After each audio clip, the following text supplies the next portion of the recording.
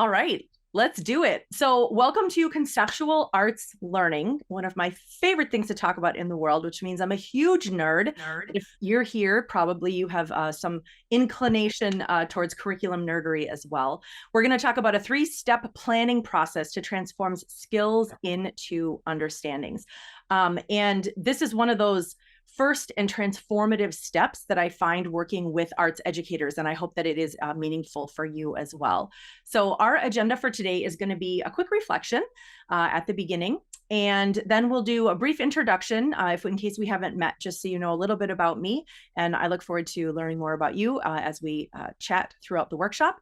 And then we'll actually go through this 3-step process. So we'll have an opportunity to do something, to really learn together today, and do a little bit of feedback and idea sharing in the chat, and then a quick closing at the end. So that is our agenda.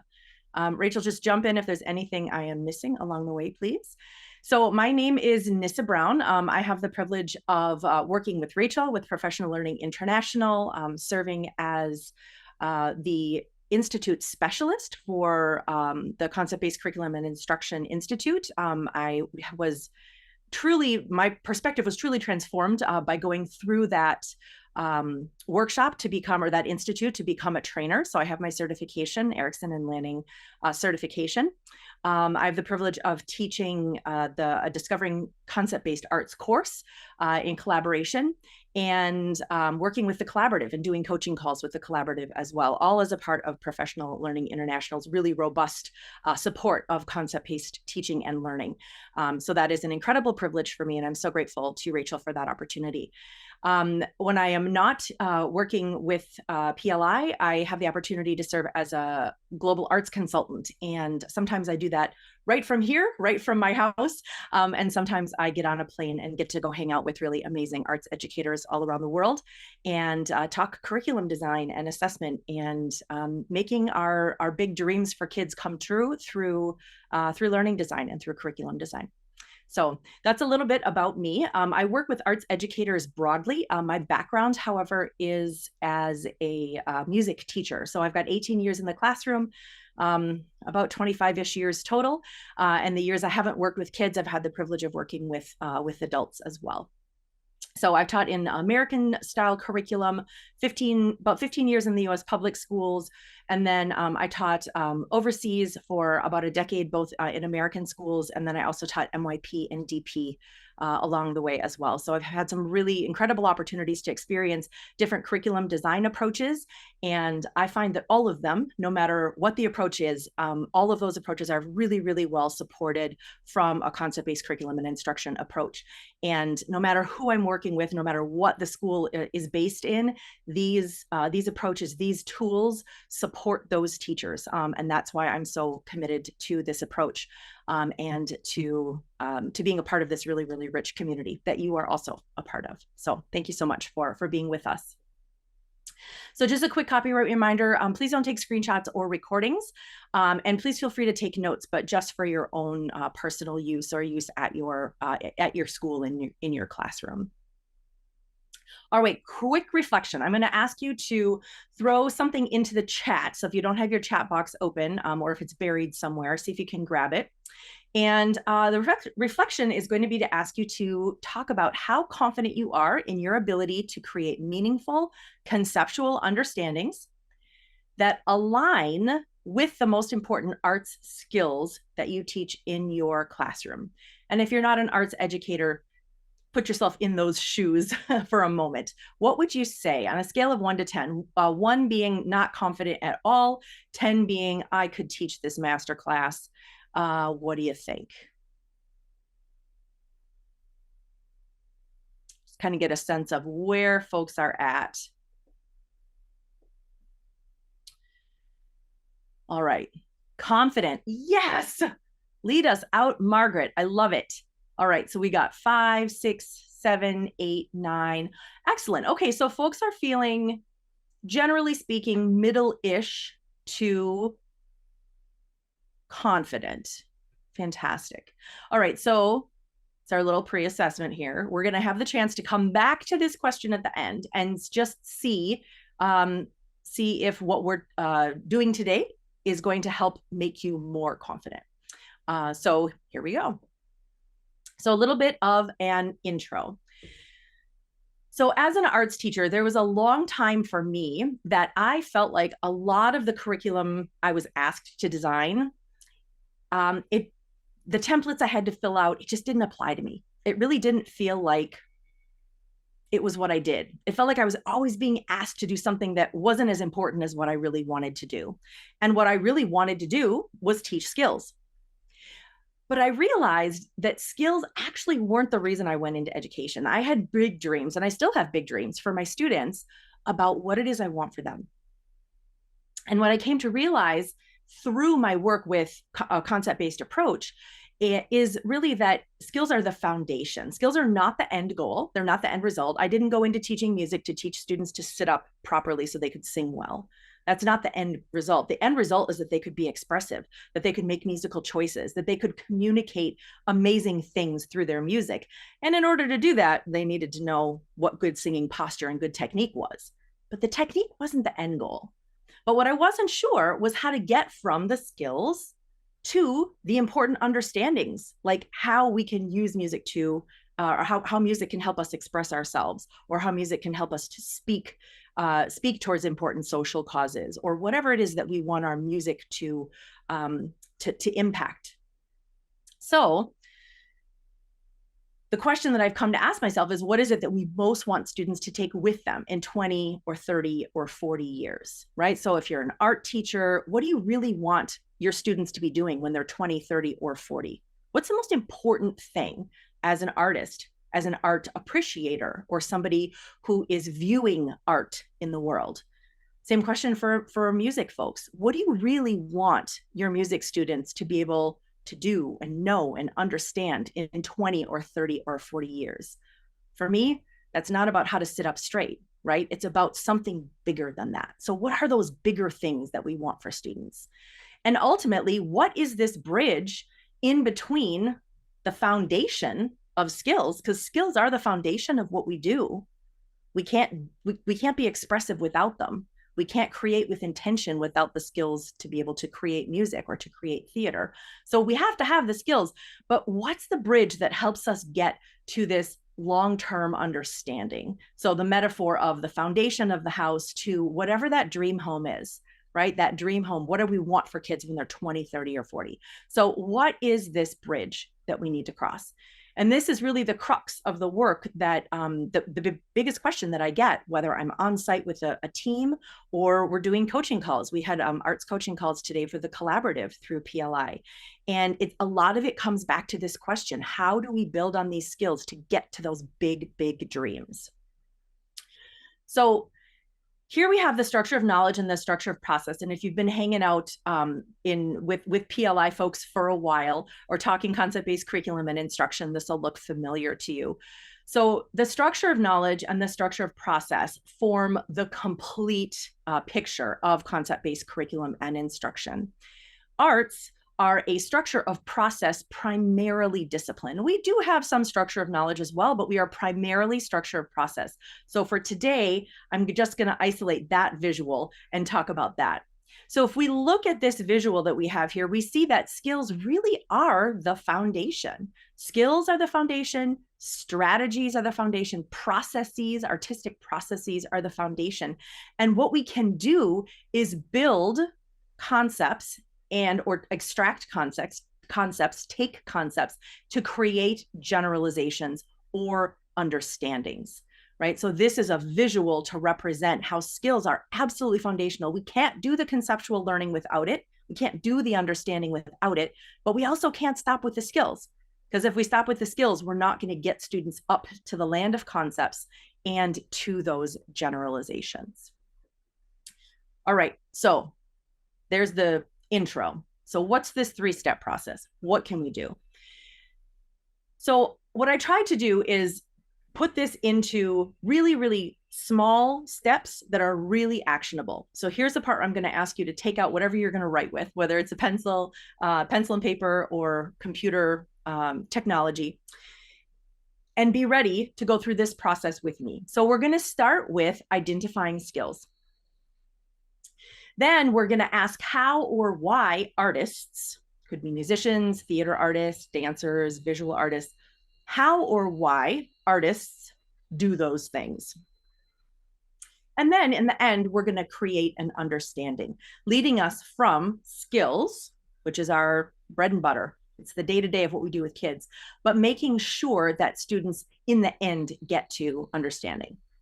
All right, here we go. First step.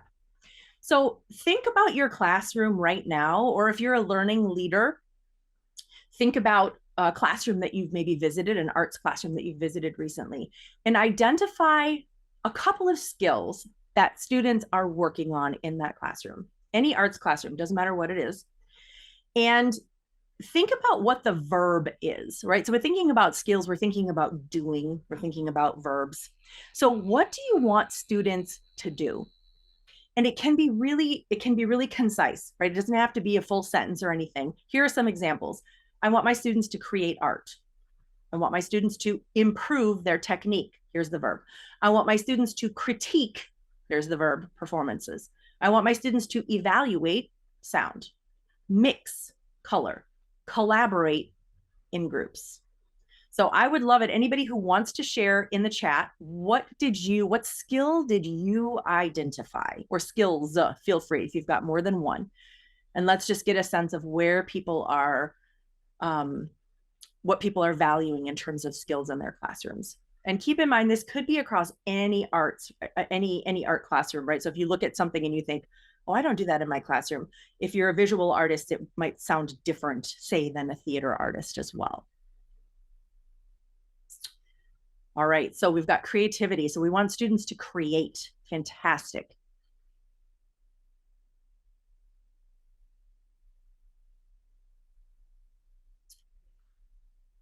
Yeah, create art. Awesome. We got that. Creativity, right? Like it's so central to the arts. Fantastic.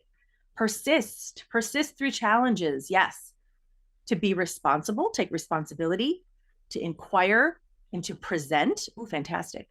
Responsibility. Yep. So take responsibility or be responsible, to think critically, to explore. Fantastic. Respond to art. What I love about what I'm seeing, express mood, analyze art forms. So we've got so many different types of skills, right? As you look through this list, we've got anything from creativity to what we might consider attributes of a learner.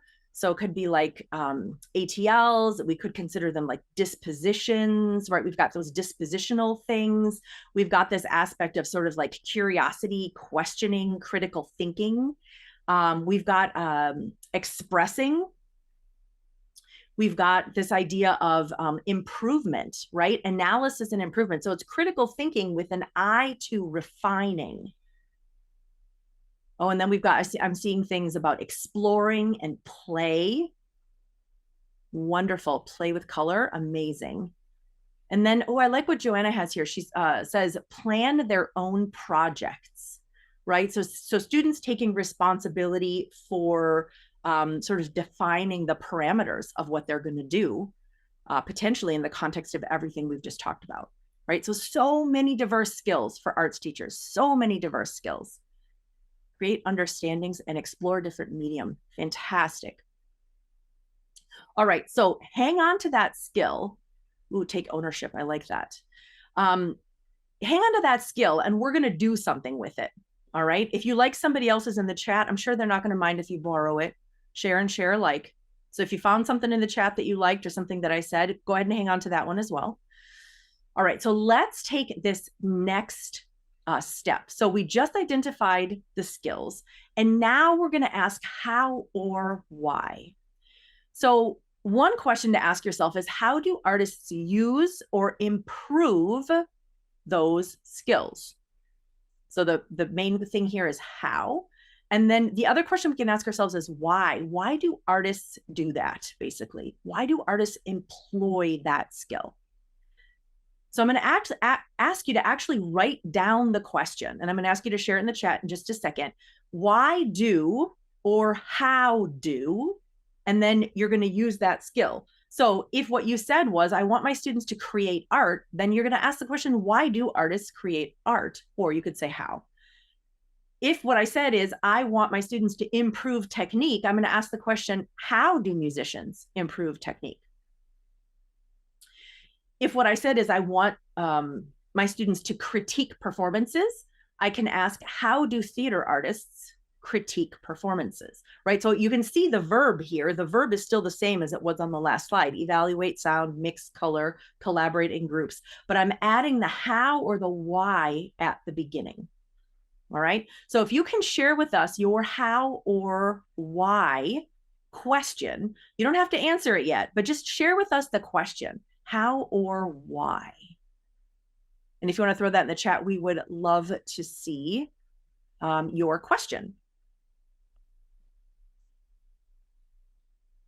Great. We've got some more ideas, what we want students to do. How do artists observe art pieces?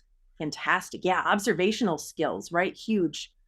Why do artists play with color? Ooh, I want to explore that with you, Margaret. Why do artists play with color? Ooh, now I'm curious. Being a music person, I really do want to have that conversation. Love it. Any other how or why? Why do artists need to read about art? Oh, interesting. Why do artists learn perspective? Ooh. How do musicians choose notes? Yes. How do artists express their emotions? Oh, that'd be a fun cross comparison actually across different art forms, wouldn't it? How do artists express their emotions? Could be visual artists, but what if we said musicians express their emotions through music? That one intrigues me as well. Why do artists have their own style? Yeah, how can we recognize artists' styles? Great question. How do artists use the elements and principles of design to enhance their art pieces? Fantastic. So now we're getting at this idea of elements and principles, which are true in every art form, right? How do artists apply feedback from others? Oh, fantastic. So now we're even looking beyond ourselves as artists, right? We're also saying, okay, we want to employ feedback. We want to think about criteria. We want to think about communication with other artists. How do artists push through challenges to create pieces that are personally satisfying? Yeah, so this kind of goes back to that whole ATL piece, right? This whole dispositional piece, this piece of what does it take to be an artist? Because it's not just having ideas. Sometimes it doesn't go the way you want. There's a resilience factor. Fantastic. How do instruments work? Why do artists change their style over time? Oh, wow. These are great questions. How do artists develop their own style? Oh my gosh, there's so many. I can't read all of them. I absolutely love that. How do artists, how does environment support creativity? Ooh, fantastic. Okay, amazing. Y'all are doing absolutely amazing. I hope that some of the questions that other people have asked are also inspiring you in the chat, right? Like these might be some questions that you would like to take into your own practice, right? You might adjust them a little bit. Maybe there's something you would like to add also to a unit that you're teaching. Maybe somebody asked the question that you haven't quite been able to frame, right? So feel free to grab those and make them your own. Okay, so I guess it's logical then, now that we've asked these questions, that we should answer them. And we did have a couple of people right at the beginning, I think my directions maybe weren't clear right at the beginning, who actually went ahead and answered the question that they asked. So y'all are ahead of the game. Right now, we're going to create an understanding. And basically, the way that we create an understanding is to answer the question that you asked on the last slide. So if you answer that question, you're going to have an understanding. Because if we're talking about how or why artists do what they do, that's based on an understanding, a relationship of concepts that we've drawn from important skills. So here's an example. I'm going to give you one more frame as well, so you don't have to do this yet. So hang on for just a second. Rachel, can you hear me? Somebody in the chat says they cannot. Okay, I just want to make sure that it's not a widespread problem. Okay, so here's an example. If I say, why do artists create art? If I answer that question, artists can create art in order to express their personal ideas and comment on current social issues. All right, so that is an answer, not the only answer. It is an answer to the question. How do musicians improve their technique? Musicians improve their technique through intentional practice using posture, breath control, and diction. Again, not the only answer to that question, but an answer. So I actually have a particular formula that's a little bit reductive, but it's based on Erickson and Lanning's work. And it's intended to help folks get really quick results. And it actually has worked really, really well. So I want to give you that formula. Now, I want to say with this formula, this is not intended to be the only way you ever write generalizations or understandings. All right. So please, please, please hear me. I'm giving this as a tool, as a great way to start if you're new to this, or if you're a learning leader and you're having folks either struggle with how to write understandings, or you want to get folks started in a quick, positive way so they feel really good about what they're creating. This formula works really well for structure of process, not necessarily structure of knowledge, but structure of process disciplines or structure of process generalizations in structure of knowledge disciplines. So here is the formula. Basically, we're going to answer the question, how do artists collaborate in groups? But we're going to start with a role. So a role could be artists. So here's my example. My answer to the question is artists collaborating groups by. The role is artists. Another role could be musicians, DJs, producers, improvisers, painters, theater artists, actors. It could go on and on and on. Screenwriters, directors, any of those would be roles. Think of what do real artists do in the real world? Like what's a job, right? That would be an example of a role. So if you start with a role and then you go next with a strong verb, right? So when we're talking about a strong verb, we're talking about a verb that is showing strong relationship between the role and the next concept that you're going to put in relationship to it. So these are two concepts in relationship. So it would be role, artists, strong verb, collaborate, and then the next concept is groups. So role, strong verb, concept. My example is artists collaborate in groups.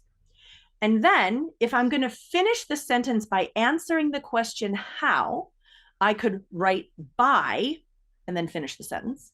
Or if I wanted to say through, that will also help answer the question how, and then finish a sentence. All right. So what I have here is artists collaborate in groups, answering the question how. So I'm going to finish with by or through. By listening to one another, including all voices, and combining their ideas. All right. If my question up here says why, if your question says why, you can finish the sentence with so they can or in order to. All right. So again, not the only way to write an understanding, but a way to get people quick results. And I find when I'm working with teachers, they can do this quickly, they feel good about it, and they want more. And that's really powerful. When we feel confident about what we're doing, we want to do more. So whether you're an art teacher or a learning leader, I find this is really, really helpful. So I'm going to go ahead and make this just a little bigger and less cluttered for you. So if you can take a minute to go ahead, try to use this formula just for fun, give it a try, and see if you can answer your question with role, strong verb, concept, and then finish how or why. We would love to see your answer in the chat.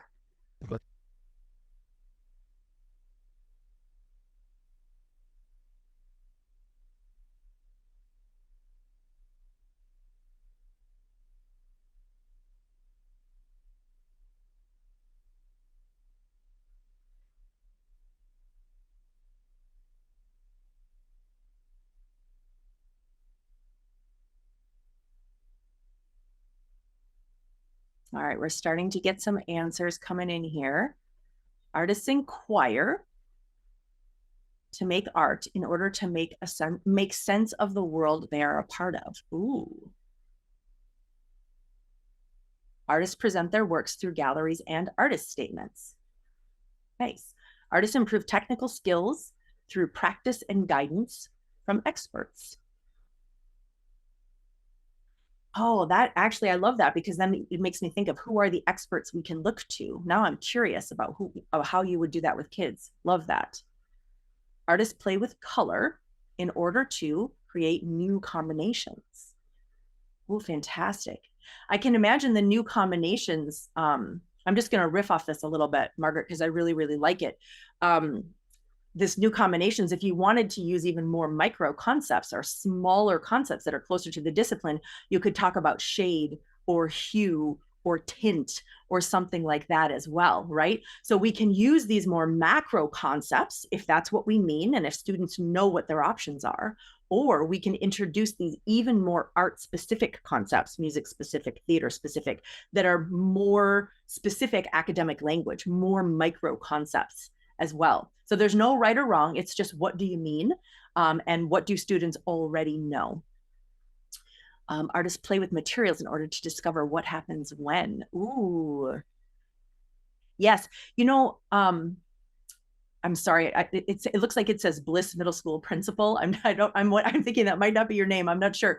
But I was actually just working with somebody today on something like this.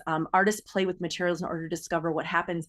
And there was this sense of being able to make, in the end, the experimentation of what happens when was leading them to the choice that best served their artistic intention.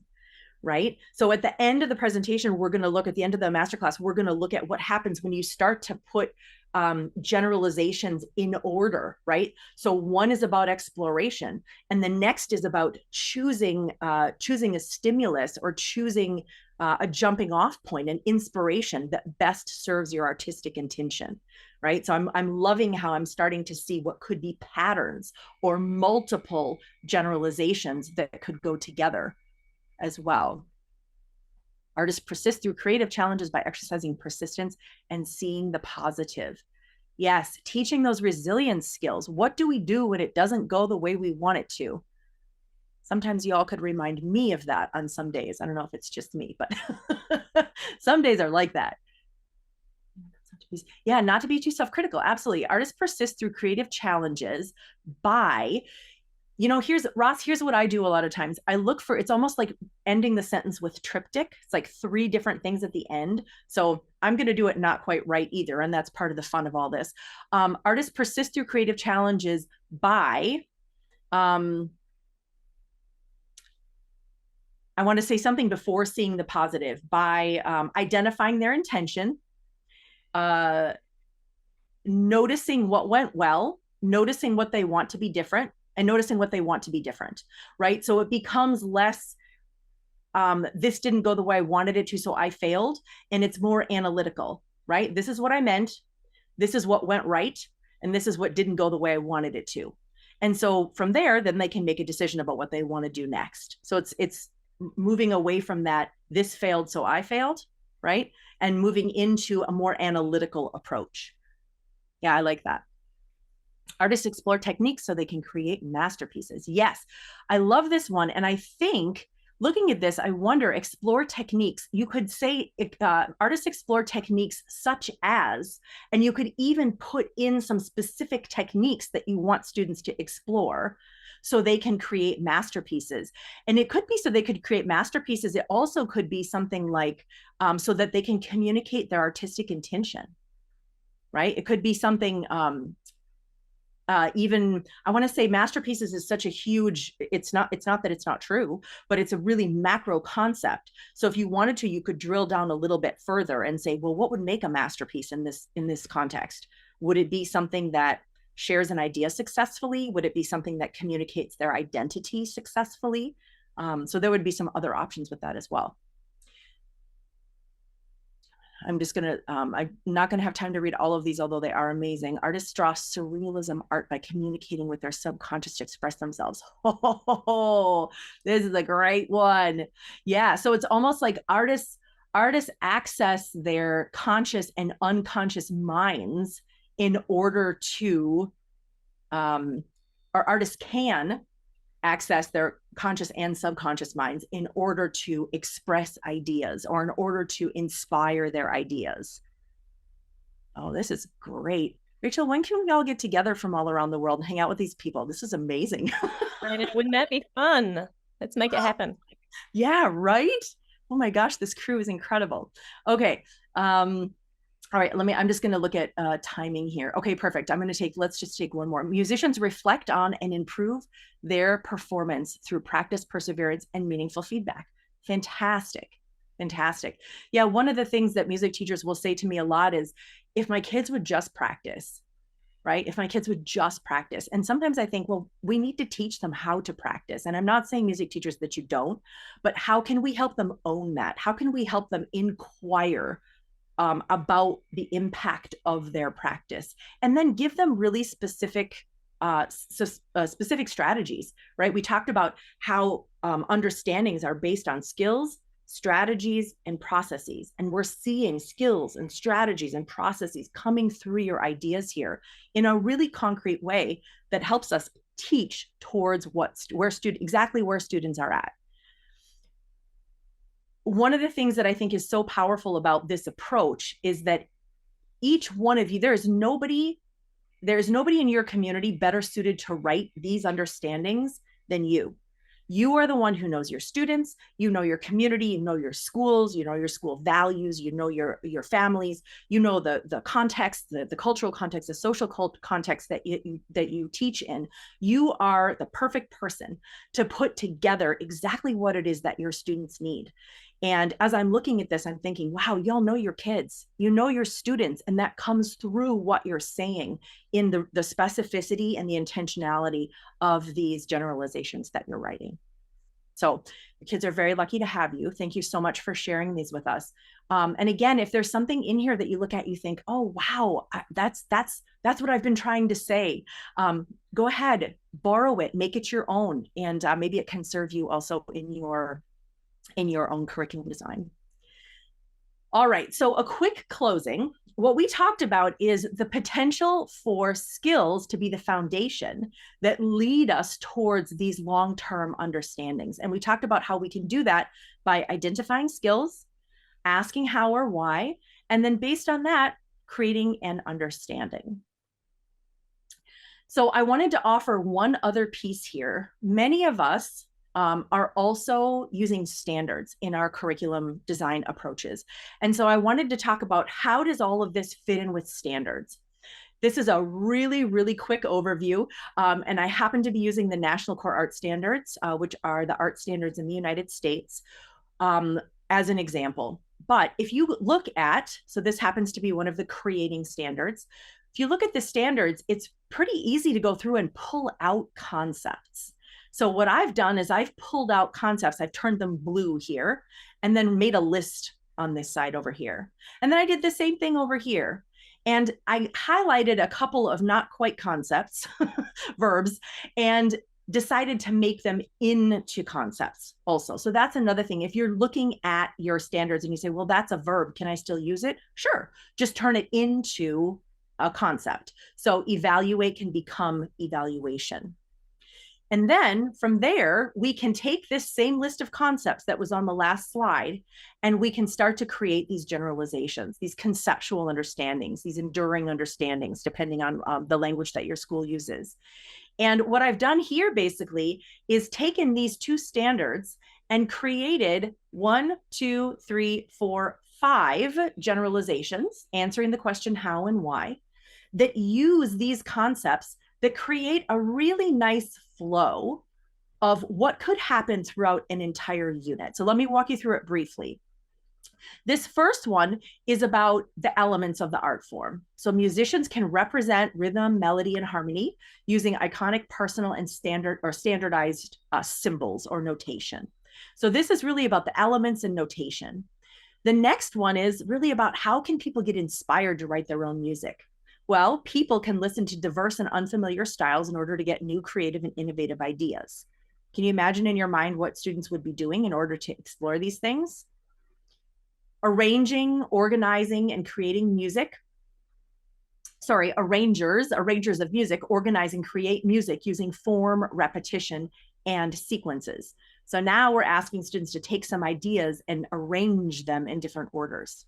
I'm imagining this for like a middle school general music MYP type of class, so kids that may or may not have a ton of experience in music. Composers employ compositional techniques, and now I'm getting really specific. We got these micro concepts here, such as repetition, inversion, and retrograde to create both cohesiveness and interest in their work. So you can see how we've gone from understanding notation to getting inspired by different kinds of music to starting to put things in order, to arrange them, to getting much more specific about, okay, if I want to create my own, what techniques do I have as a composer? These are micro concepts, really specific to music. And then finally, musicians improve this work that they've been creating. Musicians improve and refine their work by selecting appropriate criteria so they can evaluate their work as well. So now we've got some process and evaluation at the end.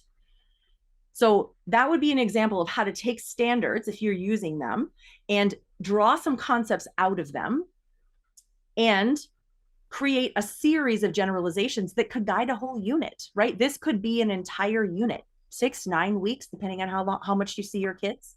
And taking students through each one of these creates a really intentional flow based on standards and conceptual understanding of what we want students to do along the way. All right, so I told you there's a pre-test and a post-test, but it's just a number, so don't be scared. What would you say now? How confident are you in your ability to create meaningful conceptual understandings that align with the important art skills that you teach in your classroom? I would love to know what you think.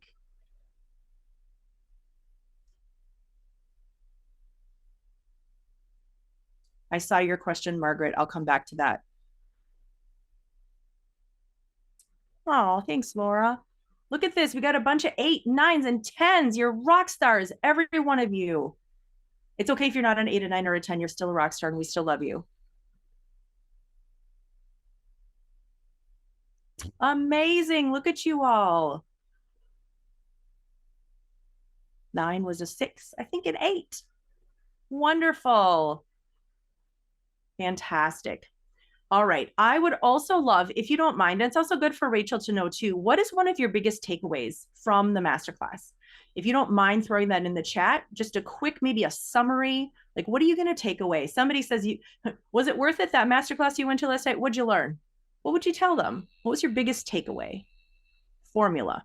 Fantastic.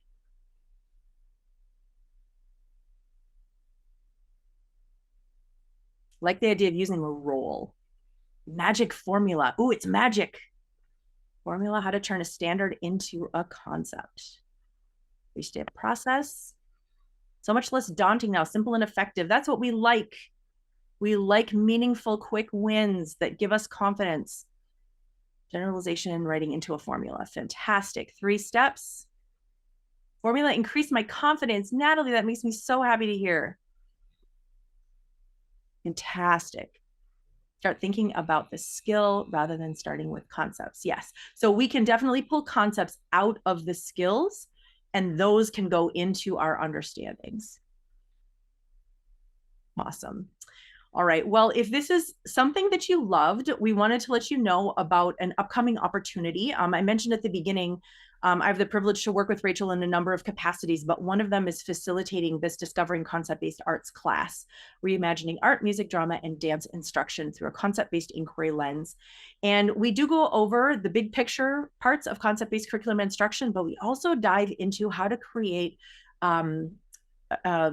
inquiries, series of inquiries, right? How to use an inquiry cycle, how to use guiding questions in inquiry, and really making these understandings come to life in the classroom, which is really what we want, right? We want that curiosity and all the tools to help bring that to life for students.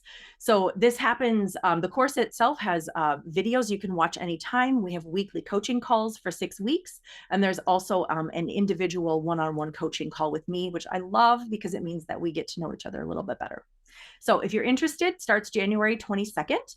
And that is Okay, so Rachel just threw it in the chat. Fantastic. So if you're interested, you can check out the link there. And Rachel, before we jump into Q&A, is there anything that I missed? There usually is, or anything that you would like to share, jump in at this point? No, I think that was it. That was fantastic. I would loved watching everyone come up with their own generalizations in the chat. It's also wonderful to see that people now have something that they can take away and apply in their classroom.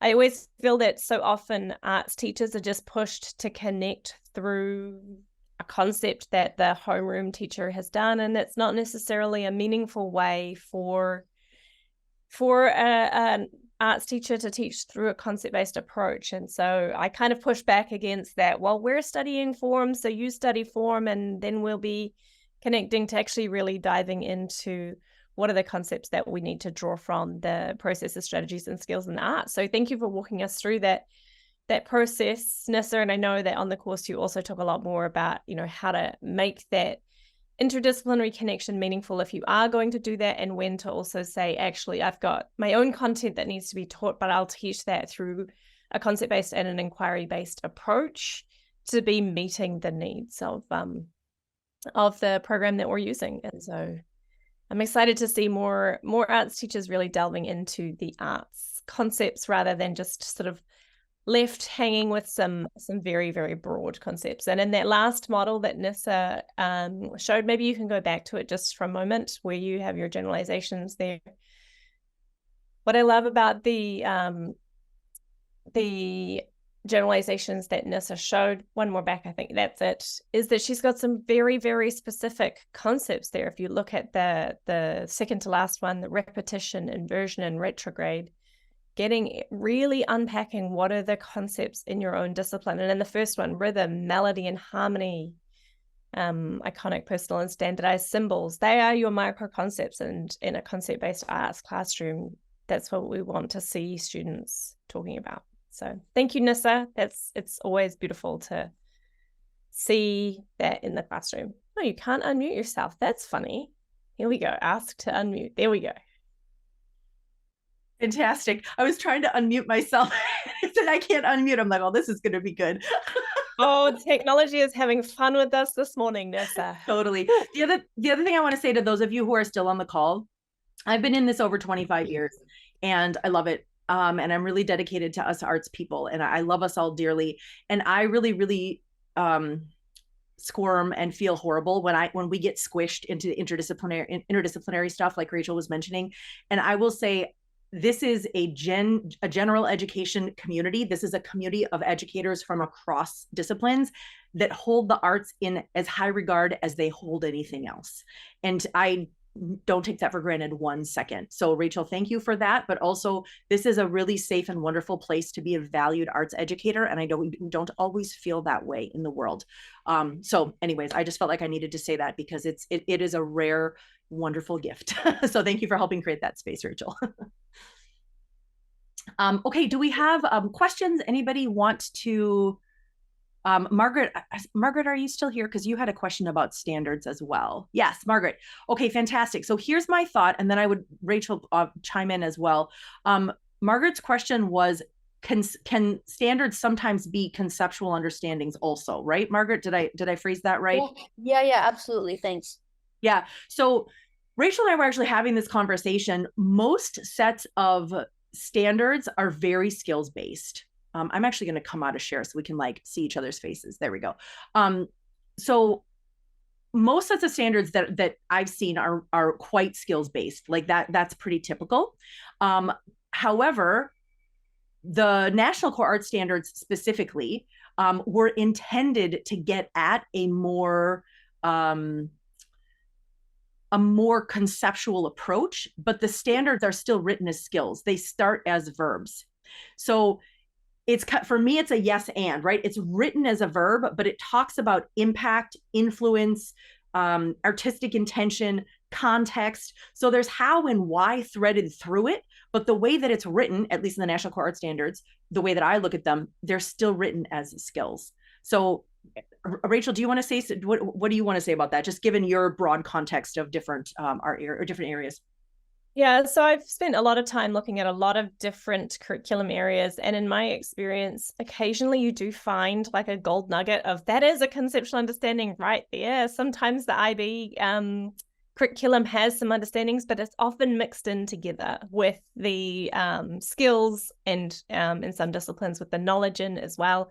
So occasionally you can just pull one and go, that is a conceptual understanding, but you have to sort of know what you're looking for to do that. As Nissa said, often the standards are written as skills, and you can use what Nissa has shown you today to take that and convert it into a conceptual understanding. Super. Thanks. That makes sense. Great question. Thank you. I'm not sure if I missed any. Rachel, can you help me out here? Did I miss any other questions that came through the chat? No, I didn't see any others, but if you've got questions now, feel free to add them into the chat, or if we've missed it in the flow of great generalizations coming through at the time, it's entirely possible. But Nissa, maybe while we're just waiting for questions, can you speak to a little bit in your experience when teachers are asked to integrate and feel that it's not meaningful for their discipline, or feel like they're being pulled away from the heart of what it is they need to teach? How do you approach that? Yeah, so one of the greatest pushbacks that I get, and it's justified, and we talked about it at the beginning, is that you have to have a set of skills in order to be able to do anything conceptual. I had a misconception when I first started learning about concept-based learning and conceptual understanding that, oh, now I'm going to teach conceptually instead of teaching skills. That was my misconception. I didn't understand that skills form the foundation, as we went through that 3-step process today, right? Skills are the foundation. Without the skills, we don't have the specific examples. We don't have the specific experiences. We don't have the depth in the content to actually understand and transfer. So that was one of my misconceptions. And it is something that I come across also in the field. So what I would say is, where there are meaningful integration points, we should find them and use them. However, when we don't have those meaningful integration points, take that time to develop, or in any case, take that time to develop depth in the discipline, because students can then apply that within the discipline, but they can also apply it outside of the discipline as well. That's actually, you're building the foundation for future interdisciplinary work by creating depth in the field. All right, we've still got a little bit of background. I'm not sure what is going on with Zoom today, but it's not letting me control all of the muting. But thank you for that. Yes, absolutely. Yeah, I was hearing it as well. All right, any other questions? Thank you so much for everyone for just jumping in and for joining us as well. Yeah, absolutely. There are a couple of questions there. Nissa, how can we integrate art with the unit of inquiry? I would argue sometimes that's a good idea and sometimes it's not. Right? Like there's a couple of units of inquiry that tend to lend themselves more. How we express ourselves is one of them. Like that tends to be something where you can find a natural integration points. And then there are other points, especially given how often arts teachers see kids. Sometimes the equivalent of like a 6-week unit in ELA is the exact equivalent to a year-long music class in terms of contact minutes. Think about that for a second. 6 weeks of ELA is equivalent to how much a music teacher might see their students in an entire year. So if you think about developing depth in the discipline, I would say make those contact points once or twice, maybe in a year, and then the rest of the time invest that into students becoming better, deeper artists in whatever the field is, whatever the content area is, and then using that as a strong platform for later authentic interdisciplinary work. So maybe once or twice during the year, depending on how much time you see kids. And I think it's all a balancing act, right? It's you have to weigh sort of all the things together in order to say how often. Yes, so true. The next question is, would you say the skills are the verbs, what we are doing, and conceptual understandings are the why and how? I think that's a really concise way to look at it. Yeah, the verbs, the skills are the verbs or the doing, and then the how artists do what they do or why artists do what they do, those would be the conceptual.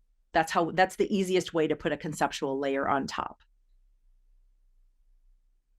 And the next question is, can we use the key concepts or through the ATL skills? And I think this is, again, in relation to the integration. So is effective integration happening when we integrate not through the topic, but through the use of key concepts and ATL skills?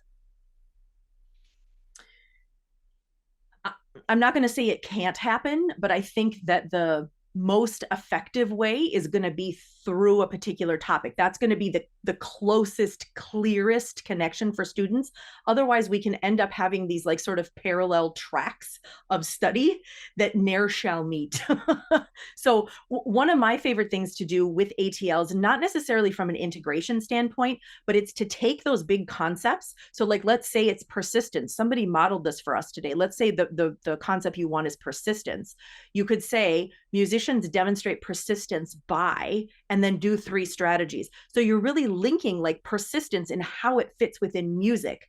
But that's not necessarily an interdisciplinary thing. That's making concepts come to life in a particular content area. And I'm a huge fan of that, because then that makes our connections with those things that are sort of over our heads, if you will, those more meta things that are decided school-wide, it makes authentic connections for those. So I'm a huge fan of those, but that's separate from a topic that holds together interdisciplinary work. All right, we'll do one more question because I know that we're just at time and people have places to be. So I think this one's an important one before we finish up. And the question is, can we use the formula to write central idea for a unit of inquiry? So maybe if you can just talk to a little bit more, Nissa, about between skills and knowledge disciplines. Yeah. And then Rachel, I'm going to throw it to you also as a former PYP coordinator, right? We can tag team on this one probably even better. So my experience with the central idea is that it's much more meta often than what I had you create today. So for instance, if I were trying to tie in with something like a central idea, I would want to unpack that in music with how and why statements like what we did today that would make it come alive in the music room. But the central idea itself is intended usually to hold together multiple disciplines, not just the arts. And Rachel, I'm going to pass the baton to you because you can speak from a PYP coordinator position. Yeah, I think what we want to be careful of here is that you were specifically speaking about how to write a process-based understanding, which is one that's referring to processes, strategies, and skills. And that was why we were talking about the who is that action person, that was the artist, the musician. And that's a little bit different to the way that you would write it in a knowledge-driven discipline. So I wouldn't use it as a solution to all things concept-based. It certainly might work for some central ideas, but I wouldn't then go back and say, hey, I've got this new formula that's going to be amazing for writing all of our central ideas, because you'll end up with really shifting all of your potentially science and social studies units into a process-driven model, which is not necessarily what we want to be doing. It works beautifully for the arts. Always asking ourselves how and why it is what it is a powerful thing to do, but but just be aware that this is really the formula that Nissa has shared with you today is really specific to process. Alrighty, there are a few more questions there. I'll keep a record of them and maybe we can share some of the responses in our Facebook group, Nissa, just so that people can get a response to those questions as well. But it's wonderful to be able to connect with you all today. We apologize for the technology glitches we had. I don't know what's going on there. There's still something a little bit funky with Zoom today because I don't have the normal controls that I would have in a Zoom meeting. But thank you, Nissa, for joining us today and for preparing that. It's always wonderful to connect with you. And thank you to everyone who's joined us today. We love bringing arts teachers together. And it's also wonderful to see, I know that many of the people joining are also in school leadership or coordinator positions that are looking to support the arts teachers in their school. So thank you everyone for your time, and we'll see you again. We've got another fantastic masterclass lined up for next time, and we also have a math summit next weekend. So for those of you who are working in the elementary school, do let your colleagues know that we have a Maths Summit happening next weekend. All right. Thanks, everyone. Well, we'll see you thanks, next time. everyone.